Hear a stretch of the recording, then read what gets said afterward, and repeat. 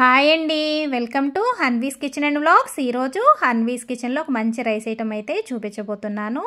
ఈ రైసు పిల్లలకి లంచ్ బాక్సుల్లో అయితే చాలా బాగుంటుంది. స్కూలు స్టార్ట్ అయిపోతున్నాయి కదా, పిల్లలకి లంచ్ బాక్సుల్లో చేసి పెట్టడానికి, స్కూల్ నుంచి వచ్చాక పెట్టడానికైనా ఈ రైస్ అనేది చాలా బాగుంటుంది. అది పులిహోర ఆవకాయతోటి ఎగ్ ఫ్రైడ్ రైస్ అండి. అది ఎలా చేసుకోవాలో చూద్దాము. దానికోసం ముందు స్టవ్ మీద ప్యాన్ పెట్టేసుకొని కొంచెం ఆయిల్ వేసుకోవాలి. ఆయిల్ కొంచెం హీట్ అయ్యాక ఇక్కడ రైస్ని బట్టి అయితే ఎగ్స్ యాడ్ చేసుకోవాలి. ఇక్కడ నేను తీసుకున్న రైస్కి అయితే 3 eggs సరిపోతాయి. 3 eggsని అయితే ఈ ఆయిల్లో వేసుకొని కొంచెం సాల్ట్ని కూడా యాడ్ చేసుకొని ఈ పచ్చి వాసన పోయి ఎగ్ బాగా ఫ్రై అయ్యేంత వరకు ఫ్రై చేసుకోవాలి. ఈ ఆయిల్లో ఎగ్ అనేది చాలా ఫాస్ట్గానే ఫ్రై అయిపోతుంది కదా. ఈ ఫ్రై చేసుకునేది హై ఫ్లేమ్లో పెట్టుకొని ఫ్రై చేసుకుంటే చాలా ఫాస్ట్గా ఎగ్ ఫ్రై అయిపోతుంది. ఎగ్ అయితే ఇక్కడ ఫ్రై అయిపోయింది కదా, దీన్ని మరొక ప్లేట్లోకి తీసుకొని పెట్టుకుందాము.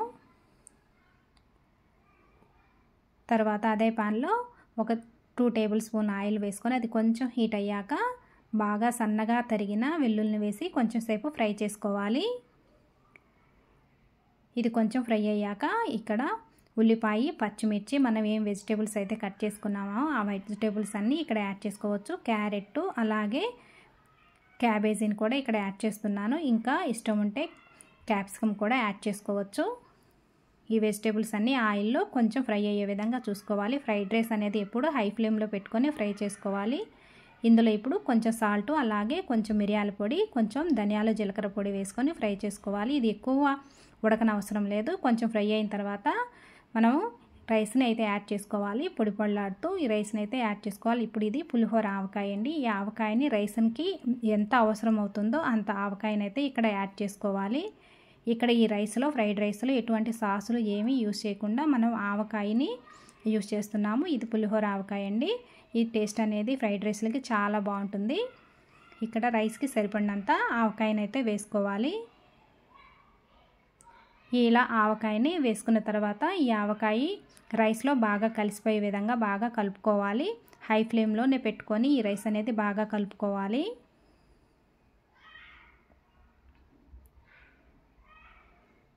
స్మెల్ అయితే చాలా బాగుందండి. అలాగే ఆవకాయ కూడా బాగా కలిసిపోయింది కదా. ఇప్పుడు ఇందులో ముందుగా మనం ఫ్రై చేసి పెట్టుకున్న ఎగ్ ఉంది కదా, ఆ ఎగ్ని ఇందులో వేసుకోవాలి. ఇందులో వేసుకున్న తర్వాత ఈ ఎగ్ కూడా రైస్లో బాగా కలిసిపోయే విధంగా బాగా కలుపుకోవాలి. ఎగ్ కూడా ఈ రైస్లో, ఫ్రైడ్ రైస్లో బాగా కలిసిపోయింది. ఇప్పుడు ఇందులో కొంచెం కొత్తిమీర వేసుకుంటే పులిహోర ఆవకాయతో ఎగ్ ఫ్రైడ్ రైస్ అయితే రెడీ అయిపోయింది. ఇప్పుడు దీన్ని అయితే సర్వ్ చేసుకోవచ్చు. పిల్లలైతే చాలా ఇష్టంగా తింటారు. లంచ్ బాక్స్లో పెట్టినా కానీ లంచ్ బాక్స్ ఖాళీ చేసుకొని అయితే వస్తారు. మీకు నచ్చిందా? తప్పకుండా ట్రై చేయండి. ట్రై చేసి ఎలా వచ్చింది ఏంటనేది నాకైతే కమెంట్ సెక్షన్లో షేర్ చేసుకోండి. అలాగే నా ఛానల్ లైక్ చేయండి, షేర్ చేయండి, సబ్స్క్రైబ్ చేసుకోండి. Thank you for watching.